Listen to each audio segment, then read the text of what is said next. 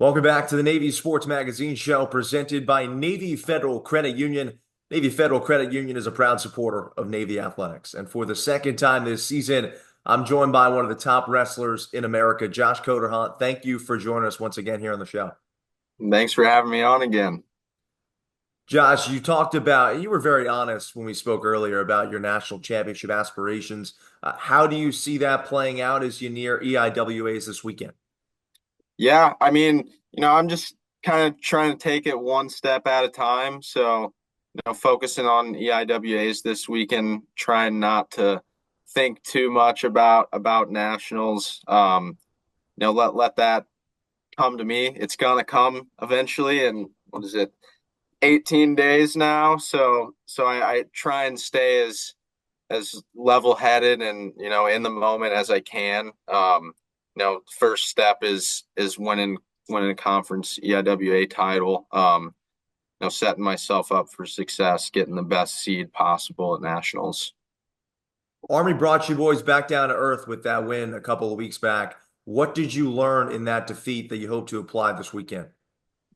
Yeah, I think the biggest theme in that duel for us was, kind of the freshmen wrestled like freshmen. I genuinely thought we could have came out of that duel winning 8 or 9 matches, and I think a lot of the guys kind of let the crowd get to them, and that's a big thing for freshmen to overcome is most of them haven't been in like super big rivalry duels in front of a big rowdy crowd. So that's out of the way. And I kind of told them, like, look, man, that is not going to be the biggest crowd that you're going to wrestle in front of. And you want to wrestle in front of those big crowds. Like last year I'm wrestling the blood rounds, and the semifinals, somebody gets a takedown in overtime. That's loud. That's really loud. Not the 2,000 people at Army. So you live and you learn, but you at the end of the day, we're training to be wrestling in front of those big crowds and on the big stage. That said, Josh, in that defeat to Army, you were the lone midshipman with a major victory. You're 1 point shy of a tech fall. How much onus do you take on yourself to lead by example in those high intensity matches? Yeah, a lot. I know my team, my job in that duel and in most of our duels is get bonus points. So, that's my job. Some guys' jobs might be to not give up the bonus points. Some are just go out there win, but mine is typically get the bonus points. So, if I don't do that, I feel like I've let my team down. And even just getting the major decision, I wanted a pin or a tech. I still kind of feel like I could have done a little more. So, and it's going to come down. Talking to Danny Wask after the duel, I'm like, I'm gone next year. You're going to have to get some pins next year, and he's typically not a pinner, so he's gonna have to start scoring points. Do you ever find yourself looking at what the 141 weight class looks like around the country? Yeah, I do. Yeah, I look a little bit at the top guys,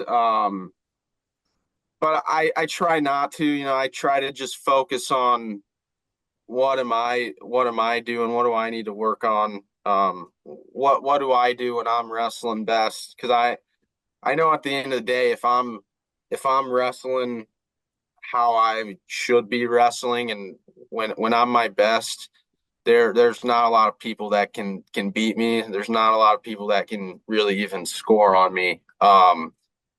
So I try to not focus on the other guy too much. I'm not a big scouter. If anything, I'll look at results. I'm like, okay, I beat this guy by 5 points, and the number two guy beat him by a takedown. It's like I got to be better than that guy. So I just like to look for any way, any like kind of validation that all right, I'm right where I need to be, and I'm definitely in contention for winning that national title.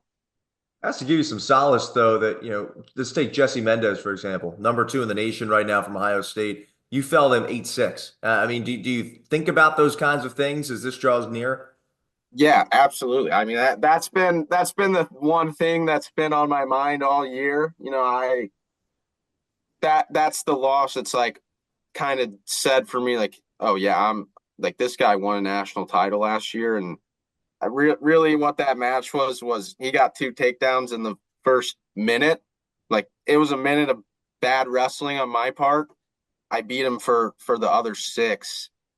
So yeah, I mean that was a big one. And then Brock Hardy, I the Nebraska guy, he's beat me twice this year. The first one was tied. Second one, he pinned me. So I have a feeling I'm probably gonna have to get through that guy at the national tournament if I want to win it. So those are really the two that are on my mind right now. I kind of use those losses as motivation, and then yeah, a little bit like, hey, I'm right there. I'm doing the right things.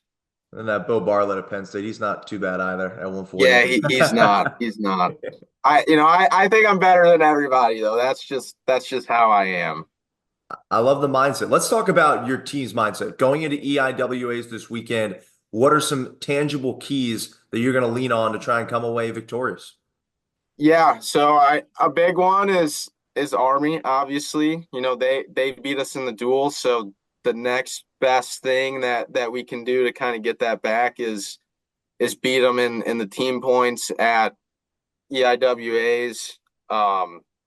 If there's a head-to-head matchup between us and Army, we better be coming out on the winning end of that match. So that's a big one. And then another thing that we haven't really had since I've been here is we're in the team race for winning the EIWA like team title. And we split the dual championship with Lehigh because there was no criteria, but head to head we would have taken that.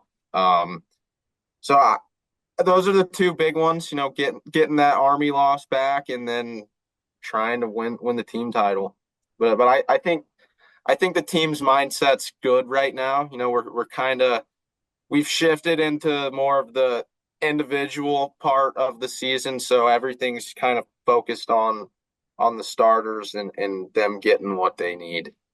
Awesome. My last question for you, Josh, would be as a kid growing up in the Midwest, you said you had always wanted to wrestle for Coach Collette at Navy. How proud do you think that kid would be right now of what you've accomplished in Annapolis? Yeah, I think he'd be pretty proud of me right now. Talk to me again in 18 days, and hopefully he's thinking, man, you achieved your goal, your dream, the thing that you've been working for the past 16 years of your life. So hopefully in 18 days he's a lot more proud than he is right now. What's in 18 days, just to make sure we're clear? Saturday night of the national tournament, I love 7 o'clock. it. Josh, we're rooting for you, man. Thanks as always for your time. Best of luck this weekend. Yep. Thank you. Thanks for having me on.